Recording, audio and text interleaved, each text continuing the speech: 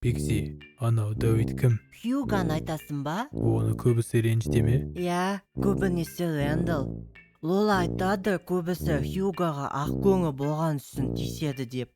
Сонда ол жалғыз ақкөңі емес қой. Қоңы көңі болу керек емес пе?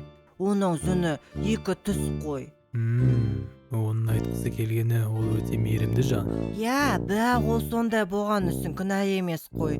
Кейбір итте сондай әппақ және қоңылы жүндес болады ғой. Жоқ, сен қате ұқтың. Ол оның айтқысы келгені Хьюго Момын.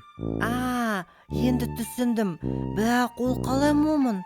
Ол әрқашанда менімен құтылып ойнайды ғой. Жоға, айтпағым. Ол анаған мүлдем жауап қайтармайды. Ол жауап қайтарады ғой. Жоқ. Ол әрқашанда маған жауап қайтарады. Пикси, Бағана өзің көрдің ғой, ол Рэндаллға жауап қайтарды. ол момын және мейірімді жан. Өзіне тиіскендерге мүлдем жауап қайтармайды. Бірақ та жақсы болды. Мен оған осы жағдайға көмектесетін бір итті білемін. Кім?